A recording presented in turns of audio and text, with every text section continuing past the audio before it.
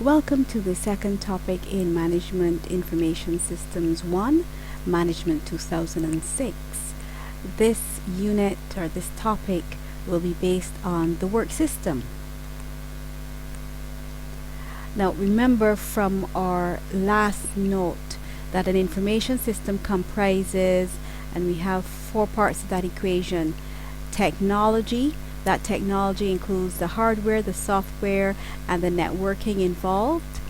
Procedures, people, and most importantly, the data that flows into the organization throughout the different departments to the different people, that data that's involved in all the various procedures until it is produced into reports or invoices and so on out of the system. So for this topic, we're going to concentrate on the work system.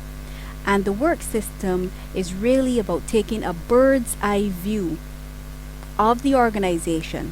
As managers, before you can make any decisions on your reports, on people, training, advancing with employees and so on, you need to assess the business as an entity, as a whole. Now, I'm going to use an example for this lecture when we talk about the work system. Here in Barbados, we have different types of bread, and I'm sure wherever you are, there are different types of bread and different specialties that you love. So this one I found on the internet, where this is a Barbadian who's living in a very cold country, and she was saying, I dream of hot turnovers from Zephyrins, fresh salt bread. And she went down the road with the different types of bread that she really missed. I'm sure many of you know about all those favorite delicacies of bread in your own country. So of course, when it comes to bread, we have different types of bread. We have the sliced bread, we have the whole loaf of bread, we have the submarine or the hoagie, that's what we call it here, and then of course we have the good old homemade bread. So various types, those are just a few of them. So here is our product. This is our product for this session. Now, in looking at the work system framework, we have 8 elements. We call them elements. So when you're analyzing any business, the corner shop, the gas station, the supermarket, a big department store, the first thing you do is you analyze the interactions among these 8 elements. Okay? So here we have the customers who come in and interact with a particular product, or they can interact with a service. They may require a service. So they're going to come and they're going to check out the various types of products or the service that's being offered. Okay, and here with your product or service, this here that's being offered to the customer must have been produced somewhere. So in the background, we have what's called a business process. This here is where there's a set of procedures that are followed in order to get that product, okay, or that service to offer the customer. So you have this business process, and of course to perform this process we have what we call participants. Participants would be an IS term, but in layman terms this is really your employees. Alright, of course you must have some sort of information on which you're going to act on for this procedure. Alright, you must register first, or you must pay your fees first before you register, and then you must use the CRN numbers when you're registering. That's a procedure, that's your business process. And then there's some sort of technology that is involved. That technology may be in the form of an online registration, okay, or using some connectivity. I'm not sure if you can see this example below here, but you also have the context, which is below here in yellow, and also the infrastructure. So those form the 8 elements. So here with the elements of the work system framework, the system that's actually performing the work is here in this lower half. Alright, so you have the business process, That is really the crux or the core of the organization. That's supported by the participants, the information, and the technology. All right, and they will produce or they will output the product or provide the service that, of course, is used by the customers. And then external to that, we will have the context of the business and the infrastructure that houses the business. Good. So remember, our product here will be the different types of bread. All right, and the customers are going to evaluate that product. They're going to evaluate it based on the cost. They're going to choose one type over the other, one brand over the other. Okay, and they're going to look at the perceived quality and in some cases the reliability, that if they freeze a slice of bread, for example, and they take it out and warm it up, that it will come back just as if they just took it out of the oven. How reliable it is that they can have this bread each and every time. It's going to taste the same and they're going to savor that taste. Now over here we have some examples of you will pay for sliced bread here, but of course if you have that bread all wrapped and it's in a nice little specialty bag, you may want to pay more for it. And more so if that bread is given to you along with some wine and cheese, you would even pay double or triple the cost for the ambiance and the having that sip of red wine, okay, with that particular type of bread. So it depends on what that product and how that product is served that will increase the cost, okay, or give you perceived quality and so on. So separate considerations of each factor would help in devising new ways to improve customer satisfaction, what you provide with that bread. Okay, so we've got our product, so let's talk about the customer. The customer, of course, must be interested enough to want to purchase that bread and come back over and over again for that special type of bread. We've got two types of customers. We have got the external customer. This is the customer who will walk through the door to purchase that product or use the service.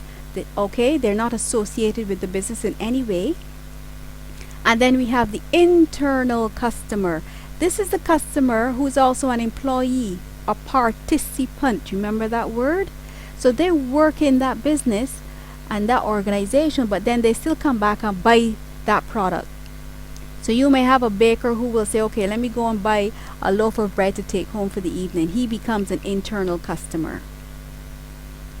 Okay, so let's go back then to the business process. Remember, the business process is the core of the work system, and that business process must be consistent each time. So here you have to have the same measurements of flour, the same amount of baking powder or yeast or sugar or whatever. Okay, it must be kneaded the same time, the same way. And you find that sometimes when you have different types of bread, it's harder, it's softer, or it's formed in a different way because different people would mold that bread differently. So the business process is very, very important. It can make or break a business. The same process, so the same business process can be performed with drastically different results depending on who does the work and what information and technology is being used. Let me pause here. Do you notice that here we have the IS equation? So the same process, remember that's a procedure, the same procedure that you will go through to bake the bread, okay, can have drastically different results depending on who, these are the people, who does the work, okay, what information is provided or used, and what technology, if any, is also used. Okay, now back to our baking bread. So I can bake some bread, we can all be given the same recipe, but if I leave my bread for twice the amount of time for it to rise, or if I knead it for half the time that I should knead it, and someone else does the same has the same recipe, but they do something different, you may get different types of bread. Okay, so therefore you must maintain that consistency, and that's why the same process can be performed. And here is where training is very important, to maintain that consistency and following the same process. Now, we're still talking about the business process, a related group of steps, right? So business process is a related group of steps, or we call them sub-processes or activities that use resources to create value for internal or external customers. So a sub-process is really a well-defined part of that business process. So if you have someone who measures out all of the ingredients, that's a sub-process. If you have someone who's going to take up each bread as it comes down the conveyor belt when it's finished, and they're going to bag it and package it and put it out to go out to the customer, that's a different process. So each person has their own role, okay, or sub-process in order to complete the job to send out to the customer. So when this process is done, it must add value for its customer, okay? And with everything you do, every procedure, you need to analyze whether it adds value or not. You might think it does, but the customer might not think it's worth it. For example, if there's some people that if you wrap your bread or your little package here in a nice little transparent plastic wrap, they might value it. They might think it's more hygienic. They might pay a little extra for that, okay?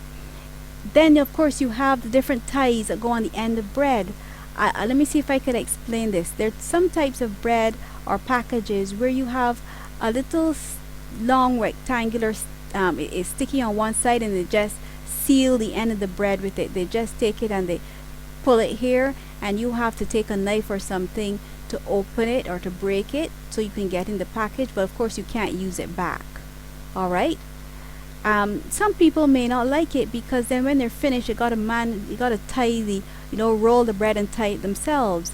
Then you have the little tie end that's got a little wire through it, and then you've got a little square plastic piece that you would flip around the end of the bread that you can reuse over and over again. Each of these of course will cost more to manufacture, but does the customer prefer it?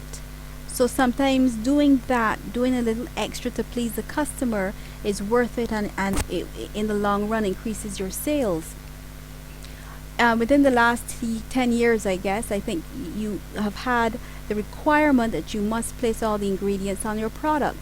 This has been very valuable because there's some people who are lactose intolerant, or they have allergies to wheat and yeast and soy and so on. So they will know the ingredients that you've used, whether they can use that product or not for their health. Okay, so that adds value. Hope you understand that point. And of course, we're going to move on now to the participants, or the employees. And these are the people that perform the work. You have various types. You have from people working in the back of the business, baking the bread, to those who are at the front interacting with the customers to sell the bread.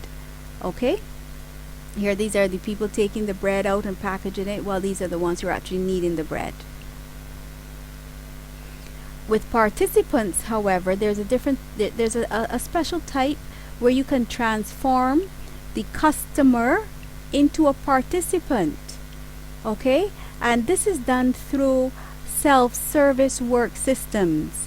So instead of having a participant or an employee who will be there when the customer comes in to say, well, I would like 2 turnovers or 2 sliced bread or whole wheat bread or something, and then the customer will get it for them and take their money and so on, you can pick up the bread yourself, swipe your own card, and go through the door. So you're doing some of the work of the employee.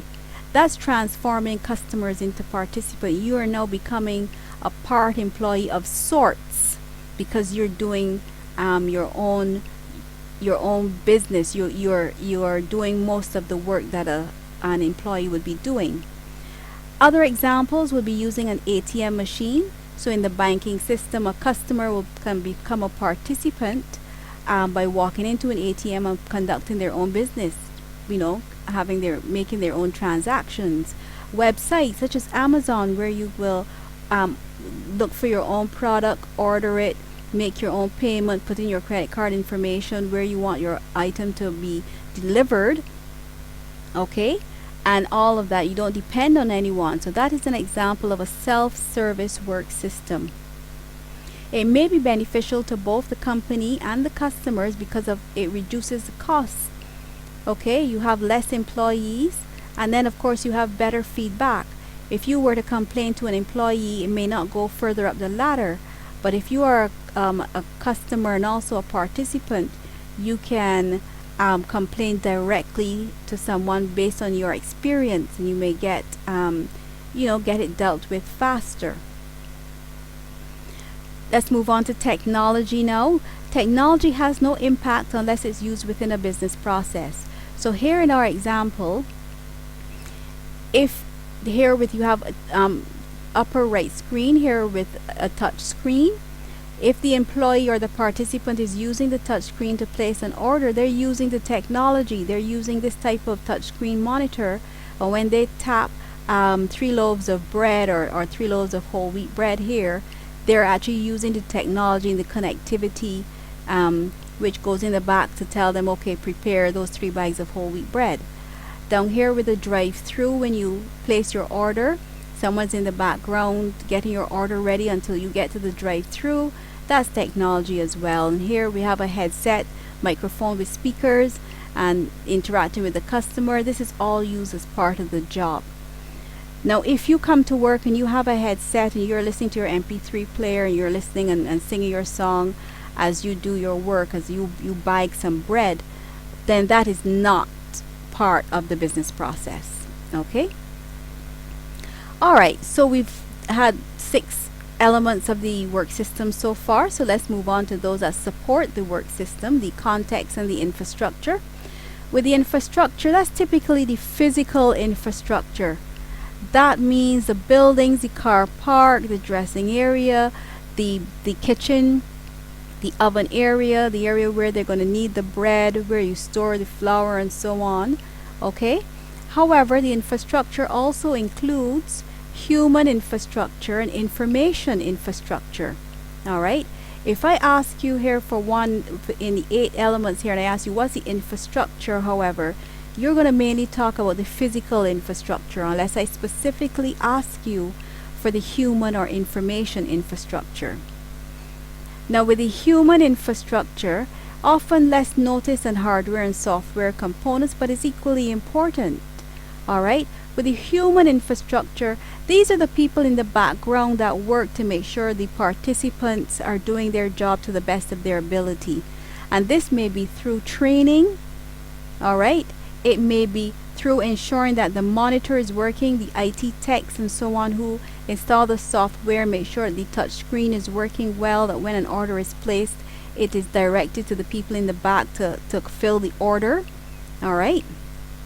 2, enforcing standards, that when you ask for a large Coke and and a nice sweet bread, that you get the same size of bread, okay, and the same 8-ounce Coke or large Coke, and no less, no more.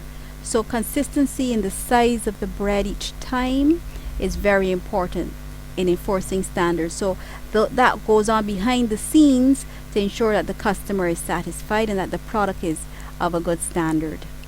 With the information infrastructure, this is the coded information that is shared across the organization. For example, if I ask for 2 whole wheat buns, okay, when that code is entered here by in the touch screen by the customer, by the participant, I'm sorry, that code for a whole wheat bun goes into the back, and when you're checking their inventory, you will know, well, we sold 625 whole wheat buns today. Now let me give you another example. If I say course code MGMT, that code means management, alright, and that code, no matter if you're in Open Campus, Caveville Campus, St. Augustine, or Mona, that MGMT refers to the code management, and therefore that is consistent across the board. So that is information infrastructure. There are particular codes that are used within the organization that means the same thing all the time, every time. Okay, we move on to the context. This is the organizational, competitive, technical, regulatory environment within which the work system operates. So your context, our context could be a bakery context. In other examples, you can have a wine rental context, a costume rental context, a manufacturing context, an airline context, car rental context, you understand? So you use a phrase that will describe what the organization is all about, and that is the particular context. Okay? For the buses to transport people from here to there, that's a transport context. Okay, so I hope that gives you many examples on how you will describe the context of a work system. So we've just gone through those 8 elements. So in a nutshell, the work system is a system in which people and or machines perform a business process using resources such as the information and technology to create products and or could be services for internal or external customers. Okay, so we've put all those elements together. Now the work system must be in balance. That means that a change in one element usually requires a change in other elements, and well-intended changes may also have negative impacts. What does that mean? That means that if we have an increase in customers, your product is selling so well that we now need to get some customers, okay? And we have these customers here now who are increasing because they love your product. When increasing customers therefore means that you probably need to get more employees to help bake the bread and have different shift system and so on. So that information where you're going to put people on different shifts, okay, you have to increase the amount of orders of flour and baking powder and so on yeast, etc. Okay, so as something changes, it is reflected in other elements. You may even need to get a bigger place in which to make your bread or to sell your bread. So you might have to move to a bigger building. But now you've hired all these employees and they haven't been trained properly because you're trying to meet demand. And therefore your product now isn't up to its standards. Something has gone wrong. Customers now become disgruntled and they don't come as often, so they're falling off. So what has happened? You've got less customers, you've got too many participants now, so you may have to let go some of them. And in letting go some of them now, your customers aren't coming back, so you might need to now go back to a smaller infrastructure, a smaller building. Okay, that changes the information. You now order less flour and so on. So you see, any change in one usually reflects in a change in the others. Okay, so therefore an information system, now we had that definition last week, so let's look at it in a different light, is now a work system devoted to capturing, transmitting, storing, retrieving, manipulating, and displaying information. So we've taken that long definition from last time and we've now said now it's a work system now that manipulates and does all these different things now to that information. Okay, now a software product on its own is not an information system, remember, because you need the people, you need a procedure in order to be able to send that information to different areas. Okay, so having just typing a letter using Microsoft Office Word is not an information system. And then we have a project. A project is also a work system that is designed to produce a particular product and then go out of existence. So when you all have lots of projects with your courses, you say, oh, I'm going to do a short work system here. Okay, you finish your project and then get your grade, and then that's the end of that. Now we need to have in looking for at the balanced view of a system, we have 3 points of view. If your work system is it's focusing on customers and the product, making sure the customers get the right product, okay, then the focus is based on business results. Okay, participants are less important, but the customer, you're always trying to make sure the customer is satisfied at all times, then the focus is on business results. If the focus is on the participants, making sure they know their job very well, they're well trained, they know all of the products or the services that the company has to offer, okay, then the focus is on the people and the organization. All right, like insurance people, you know, you want to make sure that they're well versed in our pharmaceutical medical reps. Want to make sure that they know the items that you want to focus on training. That's focus on people in the organization. However, if your focus is on the technology, automating most of your business and most of your procedures, then the focus is on technology and information. Now, we must balance these three, but in some instances, some companies may have a focus that is on one more than the other, okay, and in some cases you're able to identify the point of view or the focus of that company, okay, by its description. So each of these 3 points of view, each one is essential, but an excessive emphasis on any one of them may lead to problems. So that's why it's important to have ongoing collaboration between the business, the IT professionals, okay, and make sure that the product that you're offering or your service is of a good standard. Okay, so I hope after this session you're able to identify the elements of the work system, go through and see if you can remember them. At the bottom there are 2 that may be missing that you need to remember, so that's G and H. See if you can also remember those, and as you go through them, then you know this will be here that you will remind you. Now, you're not expected to draw this framework as is, but you're expected to understand the interactions among the various elements, okay?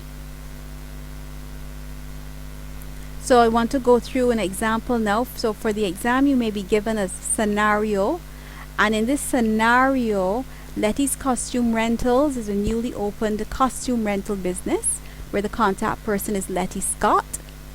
The Letty's rents costumes for adults, but in the future will add children's costumes to its inventory. Miss Scott realizes that a database can help her costume rental data be further analyzed to help her make better, more informed business decisions. So your question here is to create a work system of the company by identifying the 8 elements. Now, in creating a work system, you're going to not only list the 8 elements, but you are going to tell me what those 8 elements are as they relate to the given scenario. So who are the customers? Remember, we're here, you're reading for a degree, so you're not just going to give me a little one word and let me guess. So the customers will be adults, because remember in the future she's going to add children, but right now they're adults who rent costumes. So even if you said adults, you wouldn't get it right. So it has to be adults who rent costumes. Okay? What's the product or service? It is a service of renting costumes, okay, to the customers. Okay, and the product then will be costumes. The business process would be, now here you're going to give me 2 or 3 points of what you think the business process will be, and sometimes it may not be in the scenario, but you have to use your judgment to figure out what the procedure will be. So the procedure will be customer comes in, checks on a particular costume. If they have the costume the customer wants, and the customer will rent it, either make a down payment, say when they want the costume for. They're going to fill out some sort of contract where they provide a name, address, and those sorts of details, when they will return. Sign the contract, which will indicate if they return it late or soiled or anything happens to it, what penalties will incur. All right. So you don't really have to give a long paragraph, but you can just put it in point form. Then the next one will be the participants. Who are the participants? You're going to give me 2 or 3 persons. You don't have to give names, but in this case we have a name. We have Letty Scott. That's one participant. But then it will be the people who store or clean the costumes when they come in, those who help the people try on the costumes, the cashier then who's going to take the payments for the rental, person in the background who's preparing the contract. So just give me 2 or 3 of those. Although in here you can pick up many, just give me 2 or 3 participants to show me that you understand who they are. All right. What's the information? So as we alluded to earlier, the information will be the name and address, telephone number, contact, what type of costume, the size, the costume ID number, color, how long they want the costume for, signing the contract, you know, those sorts of things. So again, you're going to give me 3 or 4 types of information. Then we move on to technology. Is there any technology? Now look at this last one. Ms. Scott realizes that a database can help her costume rental data be further analyzed to help her. She realizes that a database can help her, but it seems as if she doesn't have one. So for technology, you can say none indicated at the moment, but it seems like a database will be implemented in the future. Okay, so that's the software. So then of course it assumes that she will get hardware and connectivity as necessary. What's this context? Okay, when you read this through, this context here would be the context of a costume rental business. Okay, so that's the context. What about the infrastructure? In the infrastructure now, it will be place to store the costumes. You're going to have an area where the people can try on the costumes, a parking lot, the business where you will go into a room to make payment or wherever. So, you know, just give me 2 or 3 places to illustrate the infrastructure, and you're good to go. And these here then will be your 8 elements. So here you will get 1 mark if you write out each of the elements. As you write one and you describe how it is as it relates to the scenario, then you know when you've written all 8 of them out, that's 1 mark. And then for writing, describing each of the elements, and that's 1 mark each. So this will probably be a 9-mark question. All right. And this here illustrates in how we can use the work system or use a scenario to illustrate the work system. Okay. And along with that, here select 2 elements and discuss how too much or too little of the element can impact on the business. So you can choose any one of them and discuss if, as I showed before, if you have too many customers, how will it impact? You may have too few costumes. Okay. If you have too few costumes, you may have you know, you may not be able to have to service the customers. All right. So if you have too many participants, then you have too many for the customers. You have people that are wasting time. Good. And that is how you could illustrate, use your knowledge to be realistic about how one element can impact on the other. I hope you've understood the elements of the work system, the 8 elements, and how now you can apply them to a scenario. I have another example here, so you can pause the video at this point and write it out and see if you can apply it, because I know that when you're listening to notes or listening to a lecture, you sometimes may understand what's happening at that point, but then when you step away and you have to go through it on your own, it was what I thought I understood it. Where do I have to go now? What do I do? So see if you can try this and then you can share your responses and we can go through it, or you can share it among yourselves and see if you understand it. All right. I thank you so much for listening. I hope you have learned something with this session. And until the next time, all the best.